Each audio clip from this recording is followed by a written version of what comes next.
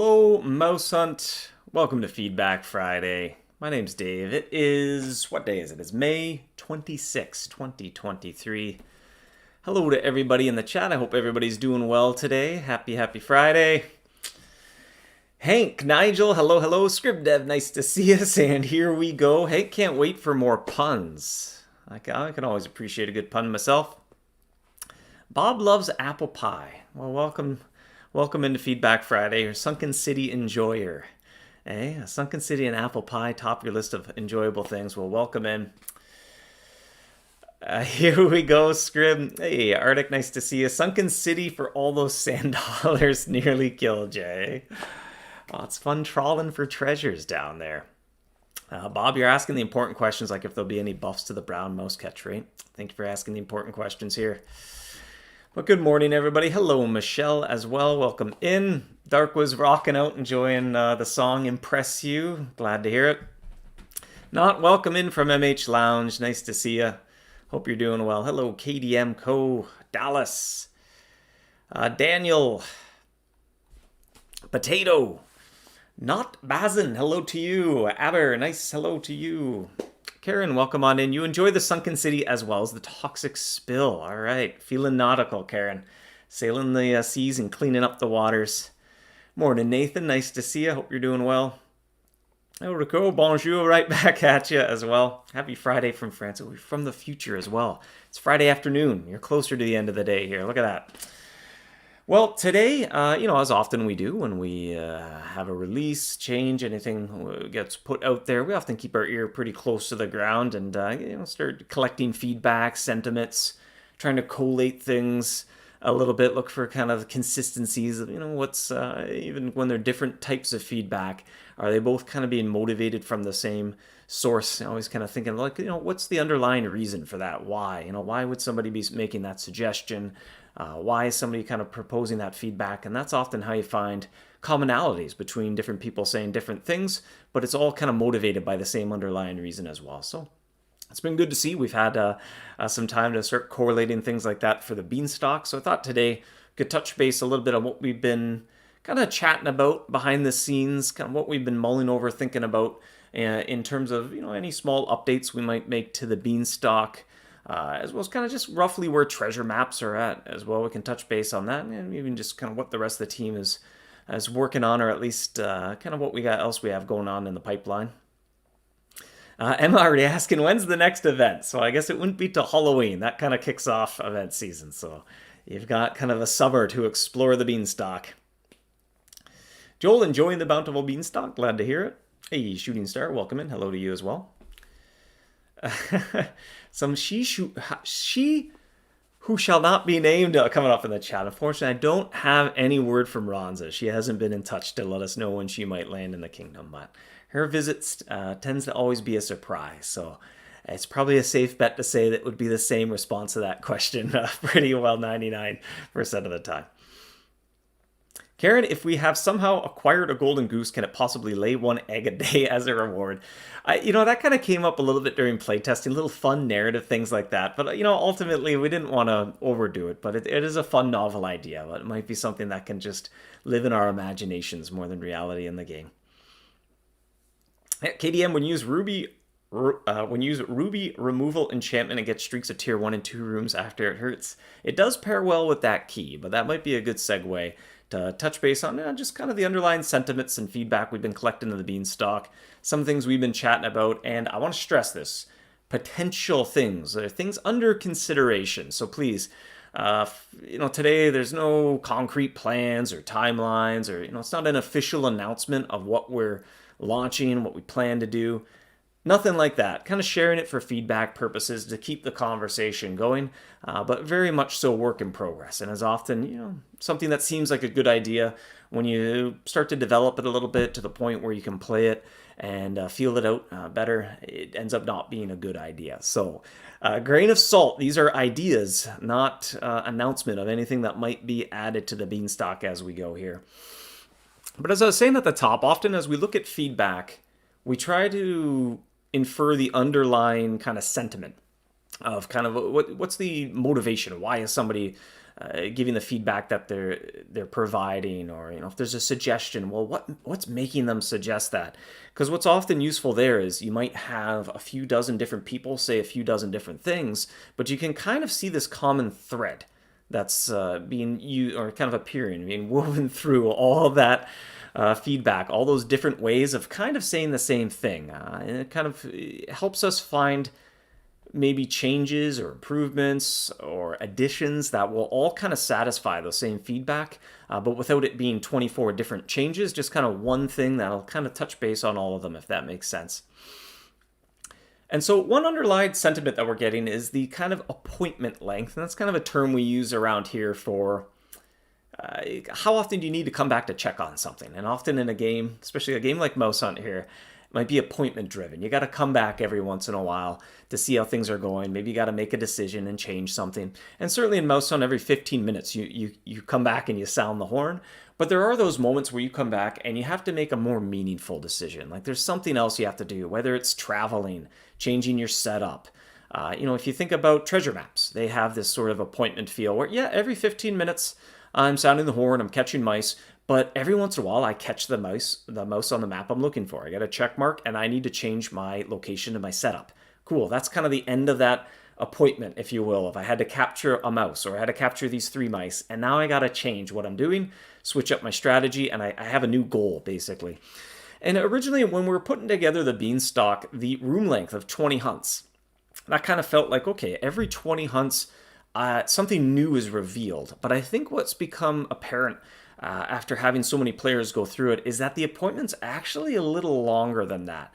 Because although you get new information provided to you every 20 minutes, there isn't necessarily a meaningful decision, or there isn't something you're going to do with that information every 20 hunts. So, hindsight, maybe that could have been a little bit shorter, or maybe we needed to play with that a little bit differently, because realistically, every 20 to 60 hunts, there's something you might need to switch up, if that makes sense. You show up and your first room isn't great, your second room is okay, and you decide, cool, I'm going to end in my second room.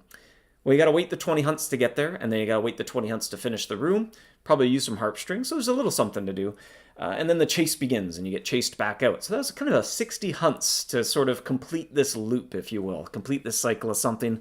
And I think one of the takeaways we're getting is, for most people, that's their entire day. 60 hunts is about how many hunts a lot of players do each day. So I think the takeaway, the lesson learned there, for not just the Beanstalk, but even future areas, is players are probably looking to do more than one meaningful action per day. That might be a little bit too slow of a pace, if that makes sense. Tarko, 40 seems good to you? Yeah, Karen, when you're bad, you're stuck for 4 hours. That's the painful part. And then followed by another bad room draw. It's another 8 hours of stuckness. Yeah, I mean, fair enough. And I think that's kind of the sentiment. That's sort of the feedback that we're trying to parse right now. Another piece of this, kind of the second point I put there, is less valuable rooms lack agency, while valuable rooms have fun decisions. So when you think about it, you find a good room. There's a lot of fun things you get to do right then and there, right? You can change your cheese. You could maybe change your charm. You might decide to turn on your condensed creativity. Maybe you want to use harp strings to make sure this is the last room, and you're going to work out how many harp strings you need to use. There's lots of cool, fun decisions to be had when you find a good room.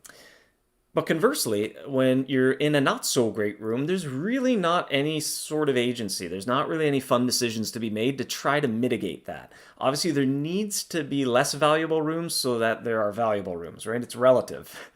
If there were no bad rooms, there would be no good rooms. It would all just be the same thing over and over again. So you need that sort of, they need to exist to serve that purpose. But what might be lacking there is that sense of agency, some decisions you can make to kind of mitigate that and decide right now, yes, I want to kind of fast forward. I want to get through that a little bit quicker. Whereas maybe later, like, you know what, I'll kind of go slow and steady. I'll put up with it. Maybe it's the end of the day. I'm not going to be around for a little bit anyway. I'll wake up in the morning and the room will almost be done anyway. And so there's kind of some decisions to be made there versus just always having to do the same thing.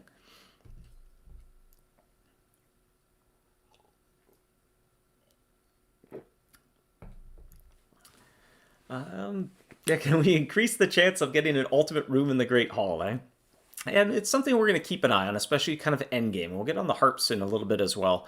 But we kind of want to see as more hunters experience the Great Hall and just kind of see where their expectations lie versus kind of what we experienced when we were going through it. But, definitely the expectation is you may not find an ultimate room every single hunt. So we kind of wanted to see how players sink their teeth into that and how harp strings play a role into that. Now, is it better to do 2 trips to the Great Hall and leave on an extreme room, or is it better to try to wait it out for the ultimate? And you kind of want to see how players tackle that little resource management problem of quantity versus quality and high risk, high reward, right? If you're going to risk it and you're going to wait out that ultimate room, then when you look back and you finish that, you may have been better off ending on an extreme, getting fertilizer, and going back and making a second trip. And in the same total number of hunts, you ended up with more eggs. So we kind of want to wait for a few more players to acclimate to kind of how things work, experience it, especially go through it a few times, right? Like the first time you dip your feet into the Great Hall, it was all new. You're not quite sure what you're up to and what the best way to do something might be. So we kind of want to give that a little bit more time to see how players acclimate that before we touch maybe any of the specifics there.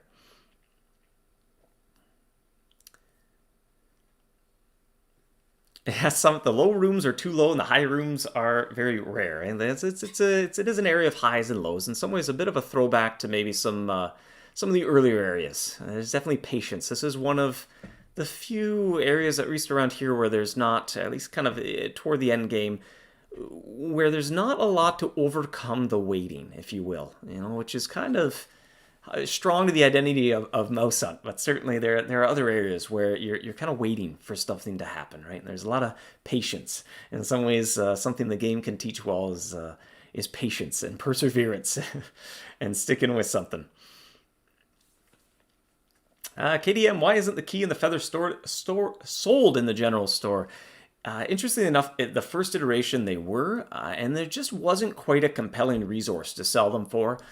Originally, they were sold for eggs, but you would purchase them to then help you get eggs. So it was hard to get them into a nice spot, and we ended up making them giant drops instead. So you kind of pick them up as you go. You don't have to sacrifice some of your reward to get something that also helps you then get the reward, if that makes sense. It's always kind of an adversarial relationship between those resources. If you have to spend something to get something else that then helps you get that thing, it can be tricky to get that in a fun place. Yes, Bagar, you're harping in a standard room because you're getting 2 in a row. Yeah, and certainly that's something you can do as well. You can kind of choose to end your run as quickly as you can if you're going to focus in on fertilizer. And 2, we want to kind of let players acclimate, like I said a little bit, try to get to that moment of where the main bottleneck you start to have is fertilizer for a little bit. I just kind of want to see, too, as players experience that. It's definitely an area that takes some time to kind of go through all of its seasons and experience everything it's got going on. Yeah, Alex, you like the current balance of the Great Hall since 2 extremes is approximately equal to 1 ultimate. Yeah, and that kind of came up during playtesting as well, where the ultimate's basically, it is a goose. It's a bit of a jackpot. If you find that, it's like, all right, you can get a goose, here you go, versus kind of getting a half of one. But it's in a delicate spot as well, where if they're too abundant or if they're downright guaranteed, well, then there's no choice to be made anymore. It is when you go in, I'm going to find an ultimate room, and there's no downside to that, but that's a risk. If you're gonna go for that, if you're gonna hold out for the ultimate room, well, you might not come out ahead. It might not be the best option. As well as just kind of seeing how players pick up on, this might be a good segue into some of this harp stuff as well. On the idea that every time you get a harp string, it is an egg. Like you can turn every single one of your harp strings into an egg. And it's, how do I navigate the different floors to try to turn as many of my harp strings into eggs as possible and not other loot? And so that's kind of some of the identity of the Great Hall as well. But I think it takes a little bit of time to experience that portion of it where you're up in the Great Hall and you're playing the harp to stay up there, because every single hunt you take up in the Great Hall, you get eggs, assuming you're catching mice. So that means if you had your harp strings lets you stay up there, which means it lets you keep hunting and you can keep converting them. If you hunt with high tier cheese and then you harp string to remove all the noise, you're getting a lot of eggs. You're very quickly and efficiently converting your harp strings into eggs. And that was something after kind of thousands and thousands of hunts into the area, we started to pick up on while we were playtesting. And that kind of became one of the ways we were really starting to rocket how fast we were getting eggs, was hunting with ruby or lavish or high tier cheese. Not instead of sneaking through the rooms trying to find that ultimate. No, I've got harp strings. I'm going to make the eggs rain right now. But that introduced a little bit of friction, and this is kind of what I want to touch base on, because I don't think anyone's quite at the point where they felt it. When you hunt with high tier cheese up in the hall and it creates a lot of noise, it's almost, you can fill the entire noise bar pretty well every single hunt. And so that kind of came up to us, but it was a very late game kind of problem we were experiencing, and that's what kind of led to this idea of the auto harp. And, again, I want to reiterate, not an announcement, not a concrete plan, just kind of brainstorming idea of something you can enable. And basically every time you hunt, it will just negate the noise. It's like it's playing a lullaby. You just can't make noise while this thing's playing, but it's consuming harp strings to keep your noise down. And then you really can sort of set cruise control in the Great Hall or wherever you want to be while you're waiting for maybe the room to exit on, or up in the Great Hall, you are converting all your harp strings into eggs. This would kind of remove the tedium, the micromanagement of every few hunts you need to come back and play the harp. So I'm kind of interested to see what kind of sentiments on that, but it might be a little bit too early to touch on that. Potato, bold of you to assume I catch mice. You gotta be catching some.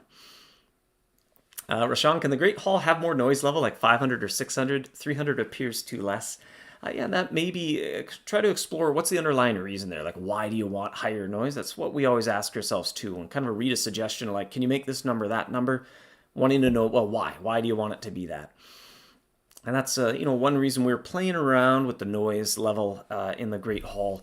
And one reason we had it really low. I think we had it at 100 at one point, but it was very, very tedious. I had to play my harp way too much. But by increasing the noise, it lengthens that appointment, and that might go against some of the underlying sentiment that we've been kind of picking up on, that I don't get to do enough often enough. It's a little bit of a slow pace.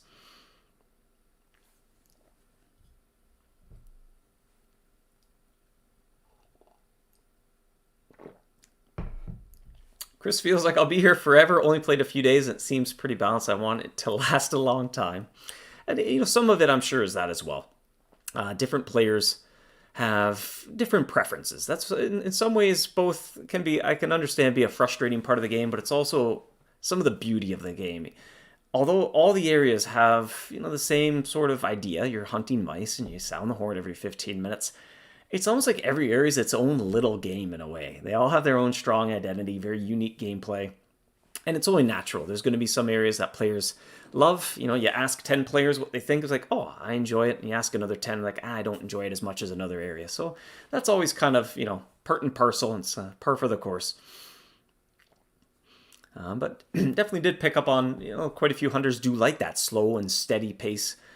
Kind of maybe reminds us some of the other areas in the game that just have a nice methodical pace to it. You're just kind of slowly watching this thing unfold. Yeah, Tim, the auto harp needs to be able to make noise at the end of the room too. That was something we considered also. It's always a fine balance between when does the game kind of start playing itself too much versus, what's in your hands. And so we're kind of leaning away from that. It was something we discussed even during playtesting, something like, hey, will you make me stop at the last hunt so I can decide what I want to do before I reach the end? And, ultimately you can craft a small batch of cheese. So there is at least a little something you can do to alleviate that. And ultimately, we ended up playing with the maximum noise bar to try to lighten the load there a little bit. And at the end of the day, you can just throw a few extra harp strings at the problem. So it's something we don't really kind of want to have autoplay on the last hunt. It also introduces a lot of complexities around, what does that interface look like? Kind of teaching players, what does this do? Why would I want to do it? It's very kind of, like power hunter, kind of a super advanced strategy. So I think it's something best left in the hands of hunters who are looking to micromanage to that degree, rather it being an expectation. If the game kind of gives you a tool to do that, then there's this expectation that you have to do it. When it's not, it's kind of above and beyond optimization of I want to make every single resource. I don't want to waste so much as one harp string in an economy when you get thousands of them. So it might be a little bit overkill maybe for the average hunter. Yeah, Castle, I had a pity counter after going through 5, 6 bad rooms to get a good one. It's tricky. It's tricky because no matter what we do, that'll just shift kind of what the scale is, right? If you kind of know, okay, after 6, I'm gonna get an extreme, then the extremes aren't even exciting anymore because you know they're coming. So it could be a tricky spot there if you start kind of fudging the numbers a little bit. What all it might do is just kind of shift the expectation now, where instead of us, it's kind of interesting. You actually seen some hunters go through and go like, the standard rooms aren't very good. Then you use a key, and all of a sudden, the super rooms now are complete garbage, right? Because whatever's the worst is the worst. And so it really is a relative game, and if anything, it kind of boldens the point that there needs to be less valuable things so that the valuable things still feel valuable. Or if everything's valuable, then nothing is. Mary, maybe you've addressed this in the past. What happened to player pictures? Many turn solid blue. What's up with that? Well, you can go into your settings and you can set your own display picture. I definitely recommend doing that. That is kind of the surefire way to make sure nothing kind of gets mixed up there. And definitely in the world of Facebook, they tend to sort of change how stuff works on their end quite frequently. So and they can always, you might need to uninstall, reinstall the app, reauthorize, or they often audit kind of what has access to what information. And in some ways, we kind of slowly distance ourselves from Facebook in that sense because it definitely does complicate things. Kind of we're always working with third party rather than it being right in front. So, I'd say load up the user settings and you can set up your own display picture, and then you'll know, cool, that's my MouseHunt display picture. It's all set in stone. I can change it anytime I want. Rashawn, your first ultimate room before 24 hours in Castle, and that was after 16 whole days of release. Well, yeah, and exactly, right? There's going to be those periods of you get lucky and the very first room is a good one, and those slower periods where you end up never finding it, right? That's definitely a possible outcome and a likely outcome, depending on how many harp strings you have at your disposal. But therein lies the choice. So we just wanted to be careful not to make it a linear, predictable thing where you go in, because there's another iteration of this where, hey, after 5 rooms it is an ultimate, but then it's the same thing every single time. You don't have any choices to make. You're not risking anything. You don't have to adapt to what's being thrown at you. So I'd say try, definitely when it comes to the Great Hall, the sort of quote-unquote perfect run would be to end with 0 harp strings, because you've converted, maybe not 0, because you probably want a few to carry with you to the next run, but you want to convert as many harp strings as you can. But as you get low on harp strings, you need to start looking at those extreme rooms as like, I think I should take this exit. And when you get low on harp strings, that's the risk. That's what you're playing with, is you could be stepping on that rake and the handle's going to come up and hit you. If I'm low on harp strings, I need to exit on the next extreme I find. Otherwise, it's kind of like next gas station, 200 miles, and your fuel light's on, and you're like, maybe I can make it. It's like kind of that moment. You need to decide every time you get an extreme room, should this be my last room, or do I keep waiting it out? And at least right now, the ultimates are very much a pleasant surprise. It's basically like the equivalent to that jackpot moment. You kind of get the goose all in one room, whereas kind of the intended more usual outcome is you go in and you leave with like half a goose, or you leave with some eggs, and it's us trying to find that middle ground. Obviously, some hunters love the jackpot loot mechanics, whether it's sandblasted metal, a temporal shadow plate, Caloringus's rib, where you kind of get it all at once, versus some like the slow and steady. We're talking about the Sunken City earlier. That's a nice blend of it, where there's a chance you just get the processor as a drop. But if you don't, you just keep accumulating sand dollars, and eventually you can get it from the shop. The Beanstalk kind of tries to draw some inspiration from some previous feedback we've had, where there's still that jackpot moment, and it's finding the ultimate room. But when you go in, odds are you're not going to find one, but you're going to leave with enough stuff that you're always making progress towards that end goal. So, kind of that's where we're coming from with the reward structure, and why the ultimate rooms aren't guaranteed, and the expectation is when you go in, you may not find one. In fact, you probably won't. But again, kind of give it some more time. We'll kind of see how players acclimate to everything, and they have to kind of experience 1,000 hunts in the area, sort of thing. Summit, why are rubies 16 and not ×8? That just feel good at the wrong at the same time. It just had to be impactful. Sometimes you need to push it a little bit higher so you feel that big difference, and to make it worthwhile and make sure that it always makes sense when you want to maximize your loot. Despite the ruby cheese being hard to get, it is also, exponentially better. Yes, Summit, just kill the standard and super rooms and we're all good, eh? Case in point, if we were to do that as a little thought experiment here, you can imagine all of a sudden the extreme rooms would be the bad ones, right? So it kind of shows that everything's relative. There has to be bad so that the good can exist. And so if we take away all the bad, then it just sort of moves the bar. And now what used to be good is now considered the bad thing. So it's tricky. It's tricky.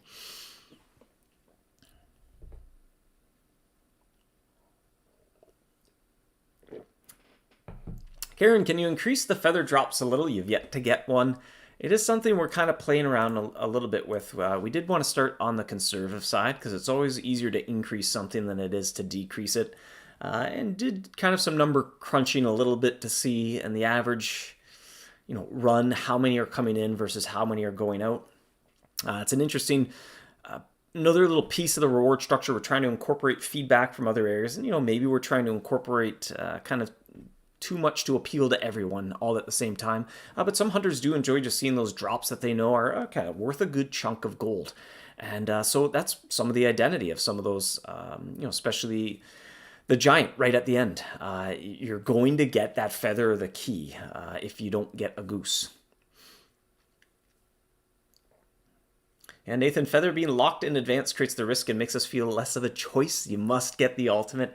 Yeah, that's fair enough. And I think that's kind of become some sentiment that's we've noticed now, especially playing it 15 minutes at a time with a lot more players going through it.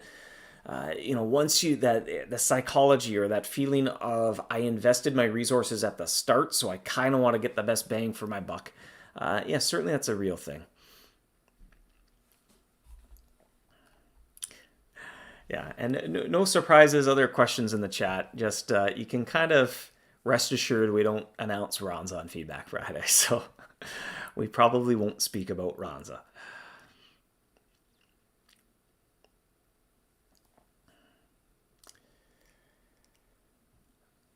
Thoughts on better incentivizing exploring rooms versus exiting instantly? Right now, the prevailing strategy is to leave in first room or room 1 or 2 if it isn't extreme ultimate. We don't want to overcomplicate things, and that's very much intended that you might want to leave quickly. That's how you get your fertilizer. So there's kind of ebbs and flows for sure. I was kind of saying, the metaphor, going through all the seasons of the area, and there's this moment where fertilizer is suddenly the bottleneck, and then in some ways then it feels nice to leave quickly. Rashawn, sneak peek, any thought of sneak peek rooms ahead? Ultimately we ended up deciding against that. Any sort of like periscope type functionality, and just kind of seeing the next room ahead. And the appointment is kind of long enough, the rooms are long enough where it kind of felt it wasn't really necessary.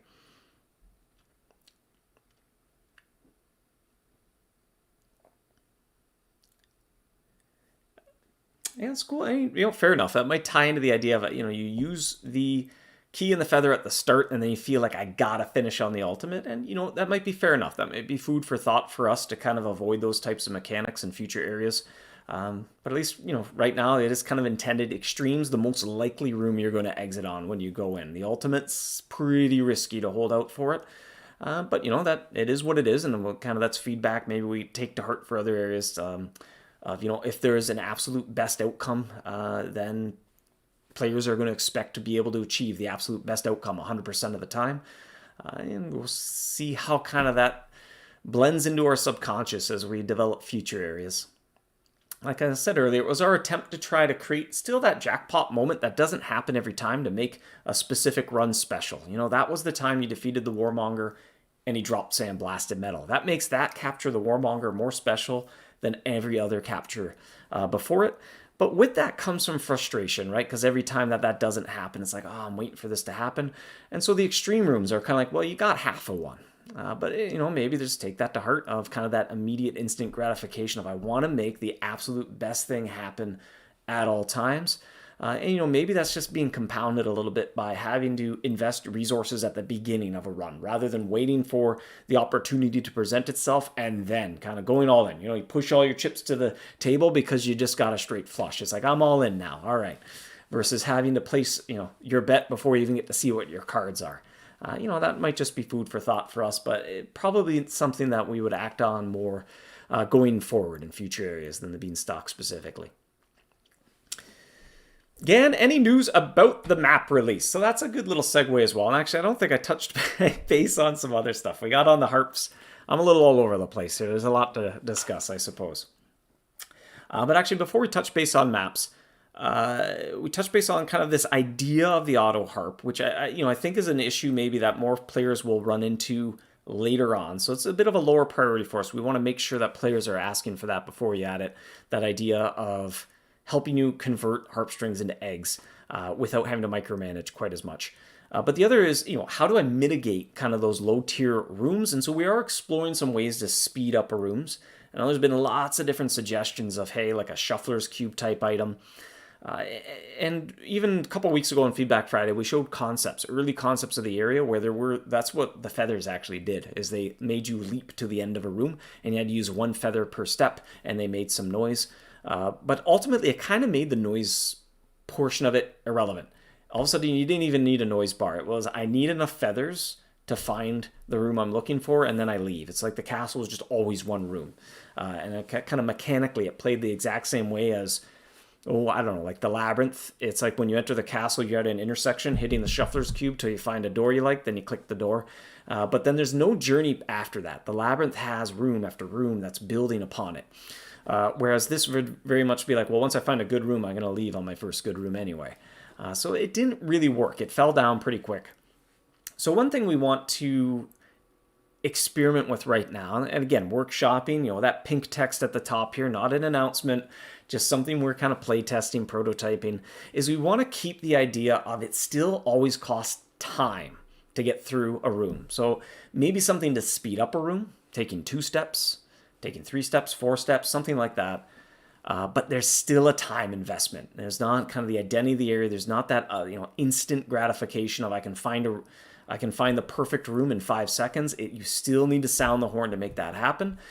And I think hopefully that meshes well with kind of at the top. That another underlined statement is the area is a bit slow paced at times. I don't get to make meaningful or fun decisions often enough. I only like once a day. I want to make 2 or 3 a day.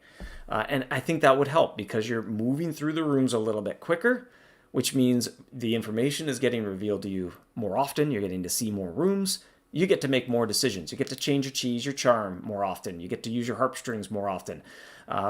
Or, if you're going to bed, if you're busy at work, if you're going to be away for the day, you're out running errands, cool, I can just go slow and steady. I'm in an okay room. I'll just passively collect some loot, and then a better room will be waiting for me when I get home. That sort of idea. So that's what we're playing with because I think it checks a lot of the boxes.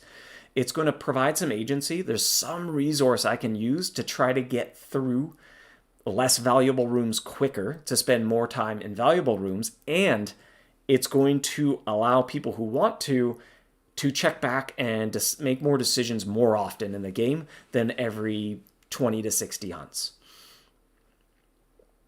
Auto harp would be excellent, says Tarako. Looks like I'm getting cut off. Jonathan, auto harp would be excellent.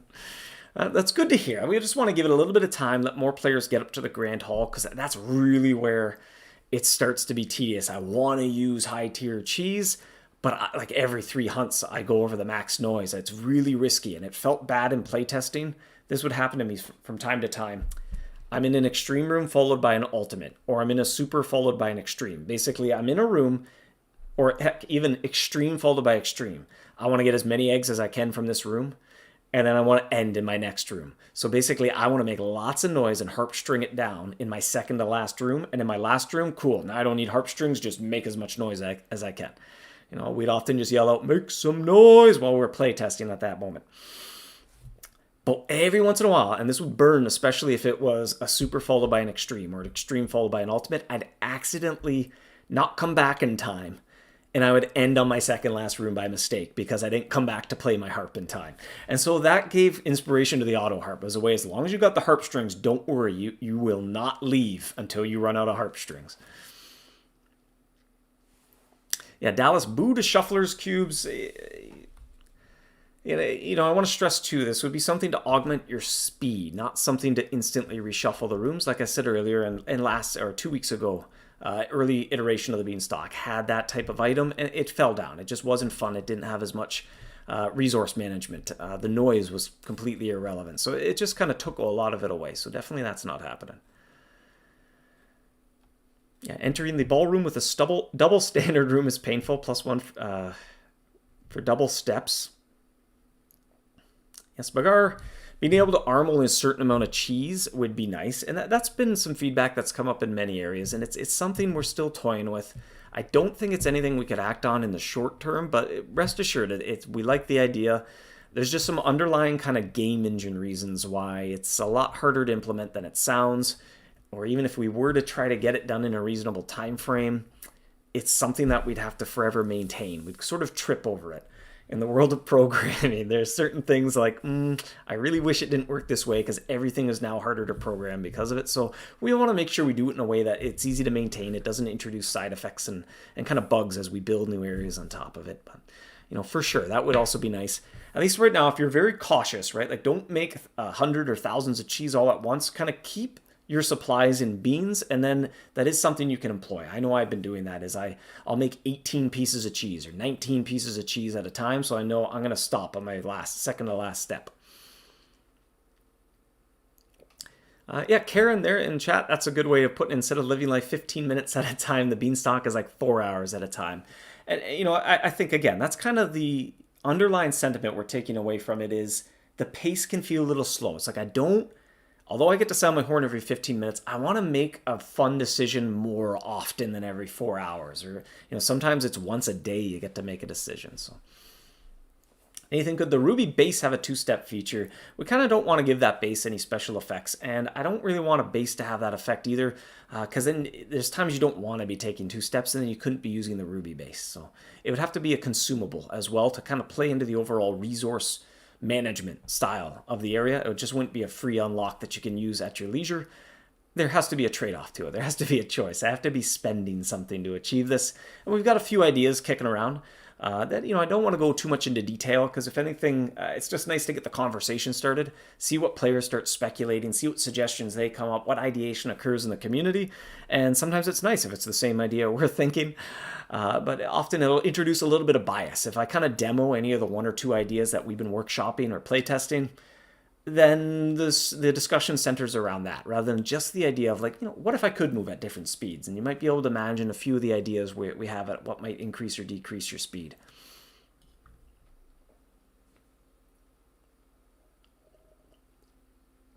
Duckness, a string stepping embellishment. Well, I don't think it would be an embellishment because definitely the point of it wouldn't just be to make the rooms go by quicker, but to specifically add some agency so you can choose this room. I want it to go by quicker than my next. And that'll give you kind of at least one lever to pull on, one fun decision to make even when you're in a less valuable room. There is something you can decide to do about it if you're prepared to do so.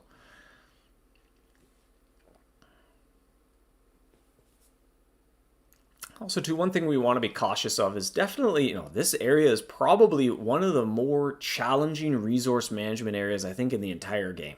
I think it's got to be up there. There's not too many areas that have this much just kind of nuance and just challenge in managing your resources just right. So we also want to be cognitive of or cautious that we don't want to add too many more rules to this. It's got a nice rich complexity to it. And often just, that one extra spice ruins the whole stew type idea. You can cross from rich complexity into kind of bitter complicated if you add too much. And often it can be risky if you kind of slowly add things over time. You don't even notice that you're just slowly making the stew too spicy. Rashawn asking if this auto harp would be a manual on-off feature. Yes, so it would be something you would turn on and off. Similar to condensed creativity, bottled wind, that type of thing, lantern oil.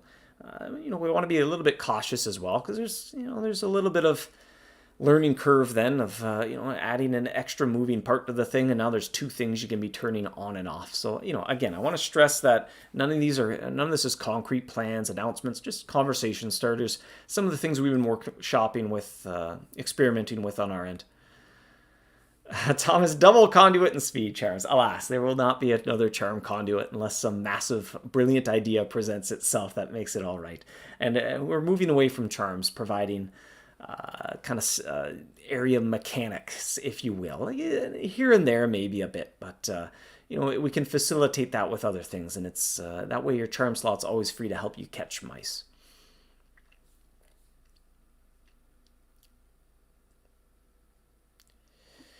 Thought, what if it was an area toggle instead of a HUD item that came with a loot penalty instead of a resource to manage? That way it affects your resources, but not the resource itself. Well, we don't want to double down on negativity. If you're already in a poor room, I don't think it needs to be something punishing like, you can go through the room 4 times as fast, but you don't get a single drop. But I mean, when you're just getting 1 at a time, maybe that's pretty close to 0 anyway. But it's always nice if you can have positive reinforcement rather than negative. Gonzi says, my resource management skill is negative 9,999. This one definitely will push the limits of your resource management capabilities for sure. This is a challenging one. It was something that we kind of, we were a little bit nervous of during playtesting. It's got, our noodles were cooking a little bit while we were just figuring, okay, how do I want to manage all the beans and stuff? But if anything, it was a nice opportunity when you think of the theme of the area. Bean counter. You're a bean counter when it comes to here. You're doing a little bit of math. You're kind of managing your resources. Remember to carry the 1 here. So if anything else, it's a strong narrative and thematic tie-in. I think I was going to get to one other point and I already forgot where I was going. Should have jotted that down as well.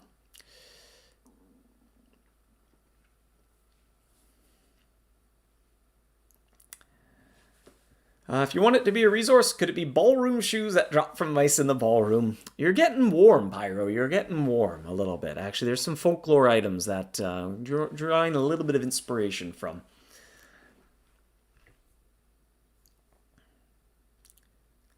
Fernandez, Nobel prizes for room speed, eh? Probably not. But again, be open to suggestion of kind of where players would like to see different things tie in. But the prizes have a purpose. You can get indirectly slowly convert them into charms, so that'll help your catch rate. It's kind of an indirect way to be helping you out here. You can also use them to be making make some spore charms to make rainbow spore charms from this area. So there's already a light tie-in, kind of. The original 3 areas do feed a slight resource into this one in terms of rainbow spore charms. PMR, you've been wasting harp strings by miscalculating your ability to catch mice and how much noise you'll make. So I sort of hate the harp string mechanic. That was, fair enough. That was a bit of a challenge. It was a small concern we had during playtesting is I had a calculator out a little bit more often than maybe some other areas here. But hopefully kind of as you progress in the area, you build up your economy of harp strings a little bit, and it's not the end of the world to kind of waste a dozen or 2 of them. If you kind of are worried about not wasting a single one, it can be a little stressful, I agree. But kind of as you build up your economy and you start to have larger of them, it doesn't feel as big of a deal to have to, just overcompensate. Sometimes I'm 5 hunts from the end and I hit max and I just minus by a couple and good enough. That should do it. And yeah, all right, I probably could have saved maybe an extra 12 or 20 harp strings, but whatever. I've got a few thousand now. It's a drop in the ocean. KDM, whose idea was it to do something with that boss thumbnail? Spoiler alert, there is something cool with that thumbnail. I'm going to assume that was all Jacob. That's an awfully fun idea.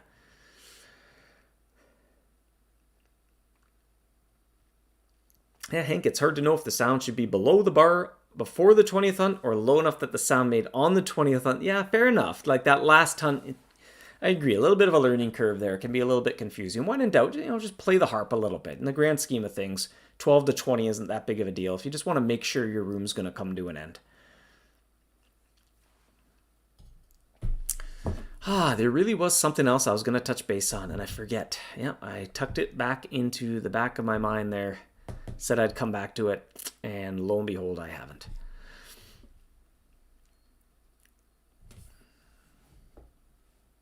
Maps. Thank you, Michelle. Thank you. Maps indeed.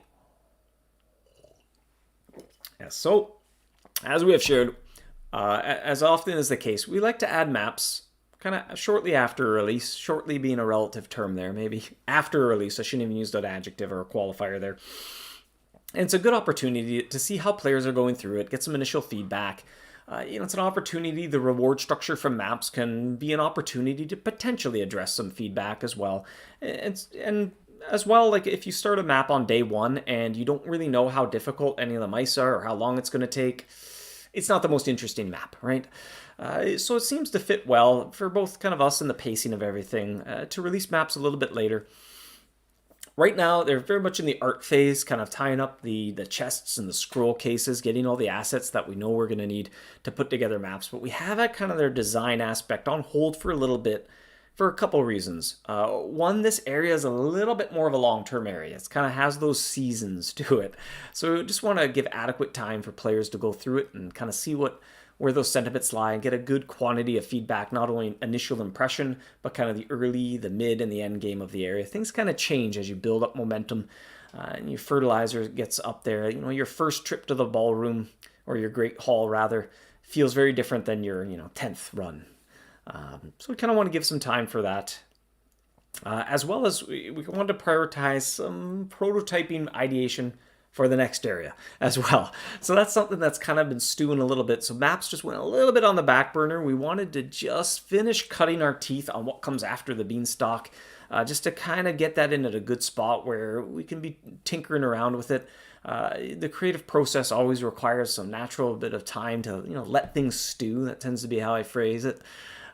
Kind of time to collect feedback, kind of try out a few different ideas. And you need to walk away from it a bit, work on something else, come back with fresh eyes, pick it up and see if you still like it. And so that's a nice cadence for us. So we're just wanted to spend a week or two while we're doing the artwork for the maps to finish off kind of workshopping some ideas for what comes after the Beanstalk. And then we want to return to maps. So maps might be just a little touch later, as well as we may or may not ship some of these potential ideas with maps. We've gone ahead and we've broken them off kind of in terms of project management side of things. There's technically two different projects, and we're going to work on maps independently from, again, if this goes into the game, any idea of an auto harp, if the ability to go through a hole faster, if that ends up being a good idea, if that works, they'll be added to the game independently from maps. But we're just kind of giving that a little bit of time. So it might be, there's a lot of moving parts. How some of this stuff turns out may also affect how we approach maps. So it's just, I don't know, we're juggling a lot of things in the air right now. And we just kind of want to make sure we have a rough game plan for Beanstalk quality of life improvements, Beanstalk maps, and the next area that follows the Beanstalk. We want to have the rough game plan established. Obviously there'll be a lot of details to work out, but we just want to kind of know the direction where all those three projects are all headed before any individual one of them releases, if that makes sense. I think that took me way too long to articulate, so maybe I just confused everyone thoroughly. Frank's still waiting on some of those mythical items, eh? Platinum base, the updated charm conduit, and the salt mine. Well, the salt mine was a tongue-in-cheek joke, so definitely no plans to add a salt mine. It was just having a little bit of fun with players, maybe 14 years ago. The platinum base, no plans to release a platinum base whatsoever, and the charm conduit canceled as well. No plans to have a second charm conduit. So such is the case. Just like there used to be, there was plans we were going to have a root beer house brewery where you're making different types of root beer. Well, alas, the idea just didn't work out, right? And just because we had an idea, if it proves to not be a good one or a fun one, well, we won't pursue it. So, sometimes maybe we share ideas and they don't end up going anywhere, so they have to get canceled. Theta says, please don't include large amounts of fertilizer in the map rewards. I think I often don't like to speak in absolutes before things are released, but rest assured, fertilizer will not be a map reward. There is a 190,000% chance of it not being included in a map reward. So fertilizer will definitely not be in treasure maps. Anything in treasure maps technically no longer has a time gate, and the area becomes a lot less interesting if you can have unlimited fertilizer. So that is a resource you need to earn for yourself. You cannot leech a map for fertilizer. So there are zero plans to include fertilizer in the maps. School asking if ultimate rooms rare the higher up you get in the castle. Sure feels that way. I don't want to misspeak. I mean, technically they can all be independent of one another, but maybe a little too soon to get too much into number crunching. I will say when it comes to the key, so I've noticed a little bit of confusion about, hey, just behind the scenes, how's the key working? It isn't like there's a, here's how the rooms are distributed without a key. Here's how the rooms are distributed with a key. I mean, obviously there is, but like that's not how it's implemented. Think of it like a jar full of jelly beans. And I put one yellow one in, and then I put 49 blue and 50 red. So that adds up to 100. I've got a 1% chance to find the yellow jelly bean. Hopefully I'm not mixing up the colors here. The key is like, I'm going to remove all the red. Red was the one I put 50 in, right? I'm already forgetting what color was what. Key just removes the red jelly beans. So now you've got 49 blue and 1 yellow, which now that means you have a 1 in 50 chance to find that jelly bean. So it has made it more likely, but by removing something, not by completely changing. It's not like it's a different jelly bean jar, and now there's 70 blue and 1 yellow or anything like that. It's just removed something as a possibility. Everything else just sits there, works the exact same way. So yes, it will make those other rooms more abundant, but it doesn't specifically go out of its way to disproportionately make them more likely to show up. Hopefully my analogy worked. Think of it like a deck of cards. If I take all the hearts out of the deck, it's impossible to find a heart, but that didn't make the spades. Didn't really change. I didn't add more spades to the deck. I just removed the hearts. So if you have a deck of cards and, obviously a quarter of them are hearts, then diamonds, clubs, and spades. So if I just reach in randomly, I got a 1 in 4 chance to pick out a spade. If I take out all the hearts, now I've got a 1 in 3 chance to pick out a spade. But I didn't add any spades to the deck. I just removed the hearts. Math course complete? I don't know. Someone else feeling like Candy Fleming? Jelly beans are pretty good. They have to be fresh, though, eh? Nothing worse than a stale jelly bean. Dark Star, you're loving the jelly bean analogy. I don't know why it's always jelly beans. Maybe because there is sometimes that, that's the raffle giveaway. Guess the number of beans in the jar. I don't know. Maybe it's because I'm looking at all these other beans. We got to think of jelly beans.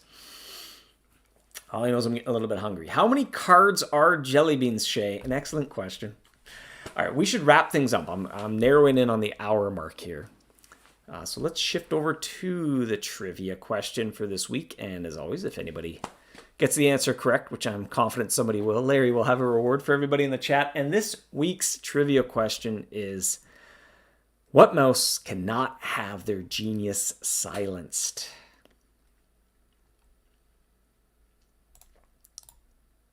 Fernandez, did you just call us beans? We're the bean counters of the area. We're not the beans themselves. Make sure this reward link works. While everyone hums and haws over that, I just realized I didn't even claim the reward myself yet. Hey, it does work. Thank you, Larry. The Quar Indeed Fleming question answer reward is lovingly referred to by Giorgio.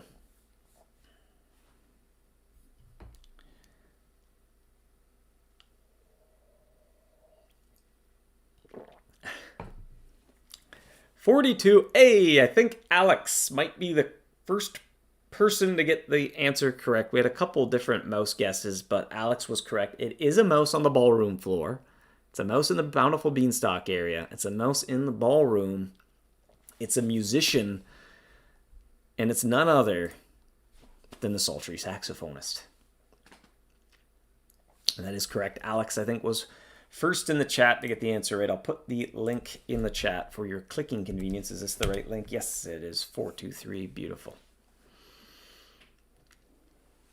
Shocked it's not the Tuvist. There are some fun characters in the Beanstalk. I even like some of the names. I think Norm named most of them, I'm pretty sure. A couple of the names make me smile. Not gonna lie. Let's take a look at maybe some of them that make me smile here. Leafton Beanwell. I just love Leafton Beanwell. I mean, what's not to love? Beanwell, Mr. Please, call me Leafton. My friends call me Leafton. Mr. Beanwell's my father. There's some good names. Spoiler alert here if you don't want to see these mice here.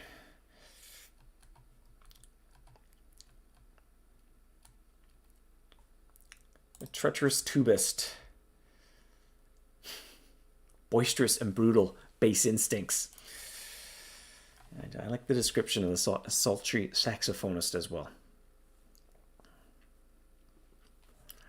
Alex, Giorgio promised the saxohorn after the platinum saxophonist. That sounds like something Franco would promise. Giorgio, really?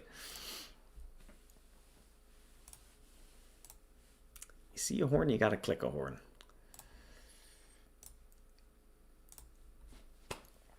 Never forget the saxohorn, eh? That would be a fun little skin. Maybe there'll be one day, an event we can kind of put that horn skin up for a brief moment or two. Potato, no maps news, so I did touch base on it. I maybe should have made a dedicated little section so I could jot down some notes, because I even forgot to speak to maps until about 45 minutes in, which was a little bit on the late side. So maps, we're working on art assets. We're doing all the chests, the scrolls, getting all that in a row.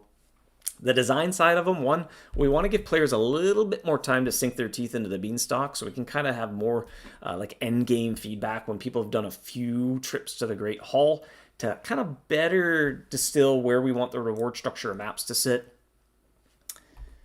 As well as, then we're using that opportunity as well just to kind of finish off some ideation and some prototyping on the area that follows the Beanstalk as well, because that's kind of nice. Then we can sort of put that on the back burner and do some light play testing and let kind of the creative juices stew while we're working on maps. And then cool, maps can ship, and we sort of want all these projects. We kind of want to understand the general design direction of both all three: Beanstalk, quality of life improvements, the next area, and maps. We kind of just want to know what their design direction is, sort of roughly in pencil, not necessarily written in ink, because they'll all sort of affect each other, or at least our timelines, our scheduling, who's working on what. So maps might be a little bit longer of a wait than maybe some of the other releases we've done. Fernandez, your crowns don't make any sense. Alas, that was not my live account. You may have noticed I was able to sound the horn every 3 seconds, so that was a test environment. Reward link not working. Fernando, try it again. Check your journal. It's possible maybe you double clicked it and you already claimed it once. It does seem to be working just fine. You do get a journal entry when you claim it, and it should be green, and it should say, I received 20 magic beans from Larry the Friendly Knight. So check your journal. It's probably there. Maybe you just double clicked it and it claimed it the first time, the second time it didn't, something like that. KDM, how long did it take to collect both traps during playtesting? We certainly did tune that quite a bit. That said, we'll kind of see how hunters tackle it. But we kind of got it in an area we're pretty happy with. Joel, worked for you. 20 beans. It is indeed 20 beans from Larry. Gary, next area before or after event season? I think it's probably safe to assume it would be after, Gary. It takes us a little bit of time to put some stuff together. And so we have a few other projects on the go as well. Karen, what kind of bean doesn't grow in your garden? A jelly bean. It'll grow some mold, maybe. Does that count, Karen? Sri, are there plans for multiple maps like the previous areas? That's a great question, Sri. And I think, again, it kind of speaks to, we want to let players go through the area a little bit longer just to sort of see where we want maps to land. Kind of get some good feedback, engage how difficult does kind of the average player find all the mice, and kind of would influence maybe some of the reward structure, how we want to nest things, if it makes sense for there to be more than one, or if just one makes sense. So these are all kind of things yet to be decided, and it's just an element of time. I think we need to kind of observe more players go through the area before we make some decisions on maps. A saxophone collectible mudkip, that is an absolutely fun idea. Yeah, KDM, can we get a golden goose egg for the spring egg hunt? Yeah, we definitely need an egg, don't we? That just seems like an opportunity that needs to be realized. Rashawn, the giant drop in a goose was a big disappointment for you. Well, that is pretty rare, but again, we kind of take that feedback to heart, and I think it's one of those polarizing things. Some players really like those moments of just like jackpot, of making a whole bunch of progress all in one go, but it's pretty rare. It doesn't, usually doesn't happen. But once, every once in a while you hit a jackpot. And so this area, we tried to blend together a lot of different a lot of different feedback to try to have at least little portions of the area appeal to everybody. That is the ultimate jackpot, is just straight up getting an entire goose from the mythical giant. Kind of second to that is finding an ultimate room up in the ballroom. That's kind of a jackpot moment where, well, okay, if you play your cards right here, if you go all in at this moment, yep, that's a goose as well.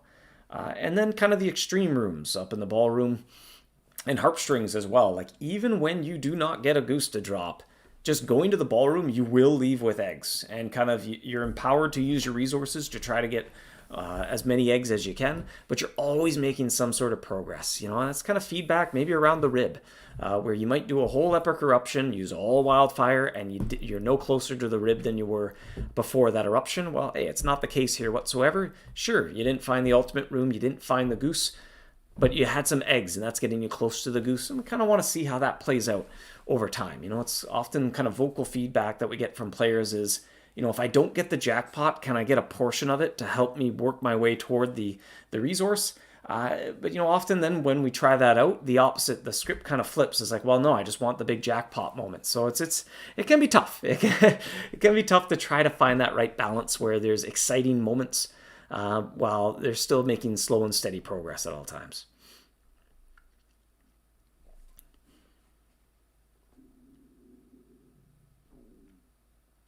Can we fasten the beanstalk here? We definitely did kind of go over some feedback there. What might augment some of the appointment mechanics and get you making decisions a little bit with more regularity than every 20 to 60 hunts. But, again, no guarantees, no concrete plans, but we are workshopping some stuff. So keep the feedback coming.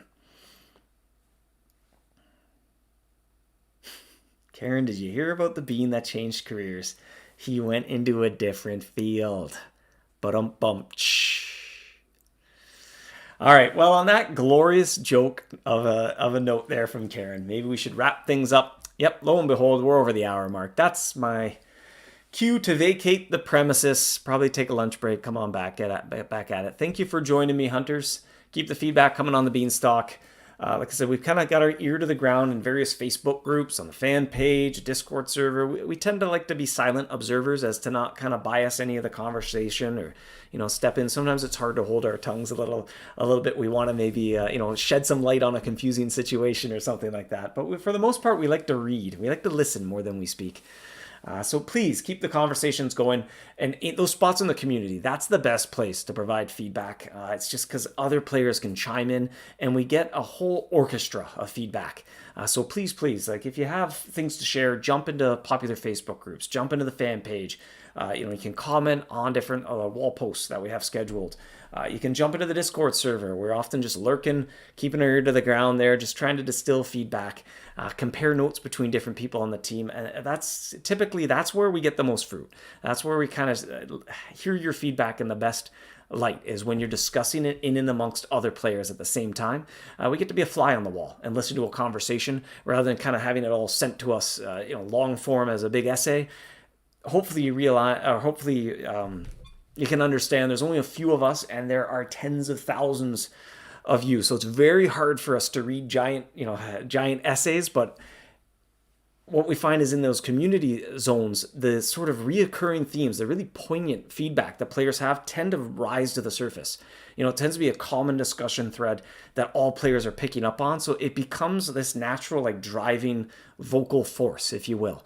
I don't know if I'm really speaking well to this now, but if I can just encourage you to jump into, like I said, Facebook pages, the groups, Discord servers, anywhere other players meet and discuss the game, that is the place. That is the best place to get us your feedback. That's where you hear it loudest, and quite frankly, it's where we can read it the easiest, where we can parse it without being completely overwhelmed by a whole lot to go through. So anyway, hopefully that all makes sense. I'm advocating for that, and I'll get off my soapbox here.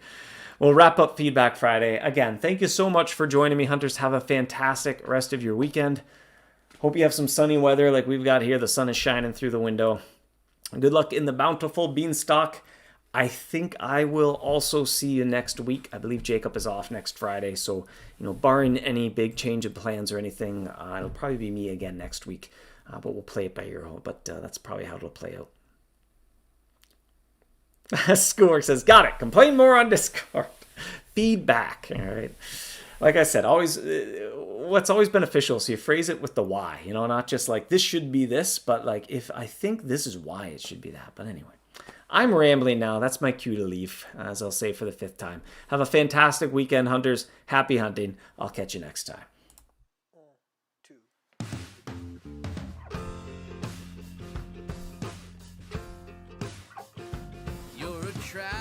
You're a trap, don't seem to mind it.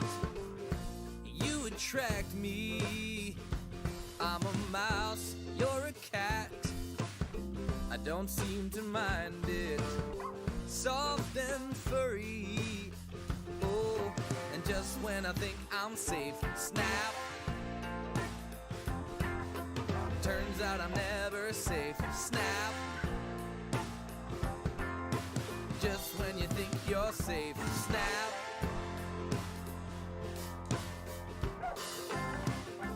I come back. You don't seem to mind it, but I'm a fool. Broke my back. You don't seem to mind it, 'cause you're so cool. And just when I think I'm safe, snap. Turns out I'm never safe, snap. Ooh. And just when you think you're safe, snap. Turns out